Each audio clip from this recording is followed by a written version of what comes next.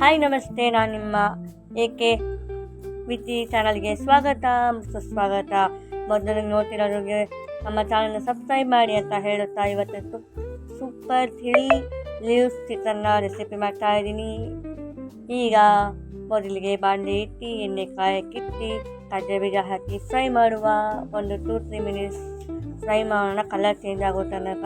ಆಮೇಲೆ ಅದನ್ನು ಒಂದು ಪ್ಲೇಟಿಗೆ ಸರ್ವ್ ಮಾಡೋಣ ಅಂತ ಹೇಳುತ್ತಾ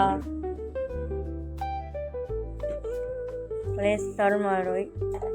ಆಮೇಲೆ ಎಣ್ಣೆ ಕಾದ್ಮೇಲೆ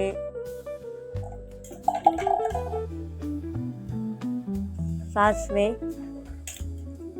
ಜೀರಿಗೆ,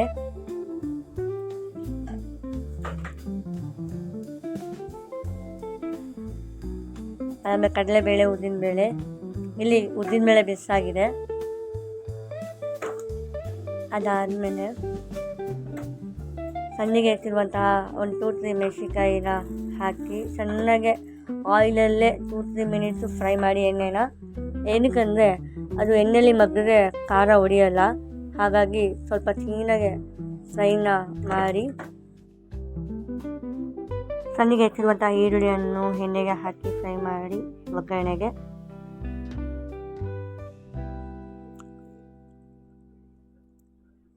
ಅದಾದಮೇಲೆ 1 ಚಮಚ ಟೇಬಲ್ ಸ್ಪೂನ್ ಅರಿಶಿನ ಪುಡಿಯನ್ನು ಹಾಕಿ.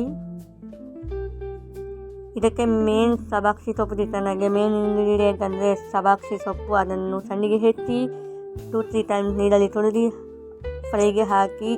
ಇದು ಆ್ಯಕ್ಚುಲಿ ಎಣ್ಣೆಯಲ್ಲೇ ಚೆನ್ನಾಗಿ ಮಗ್ಗಬೇಕು, ಫ್ರೈ ಆಗಬೇಕು. ಅದಕ್ಕೋಸ್ಕರ ಒಂದು 5 ಮಿನಿಟ್ಸ್ ತನಕ ಫ್ರೈ ಮಾಡೋಣ. 5 ಮಿನಿಟ್ಸ್ ಬೇಕು. ಸೊಪ್ಪು ಕ್ಲೀನಾಗೆ ಬೇಯುತ್ತೆ, ಚೆನ್ನಾಗಿ ಬೇಯುತ್ತೆ, ಎಲ್ಲ ಬ್ಲೆಂಡ್ ಆಗುತ್ತೆ.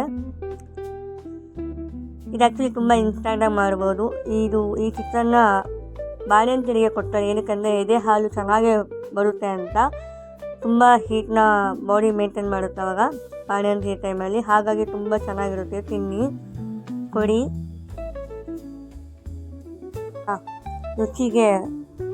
ರುಚಿಗೆ ತಕ್ಕಂಥ ಉಪ್ಪನ್ನು ಸ್ವಲ್ಪ 1 ಟೇಬಲ್ ಸ್ಪೂನ್ ಹಾಕ್ಕೊಳ್ಳಿ.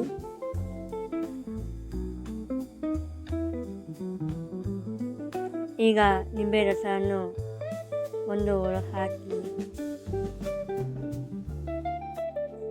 ಅದನ್ನು ಚೆನ್ನಾಗಿ ಒಂದು ಕಡೆ ಕೈ ಆಡಿ, ಯಾಕಂದರೆ ಹಾಗೆ ಬಿಟ್ಬಿಟ್ಟು ತಳ ಆಗ್ಬಿಡುತ್ತೆ, ತಳ ಹಿಡಿಯುತ್ತೆ. ಹಾಗಾಗಿ ಅವಾಗವಾಗ ಫ್ರೈ ಮಾಡ್ತಾ ಇರಿ, ಕೈ ಆಡ್ತಾನೆ ಇರಿ.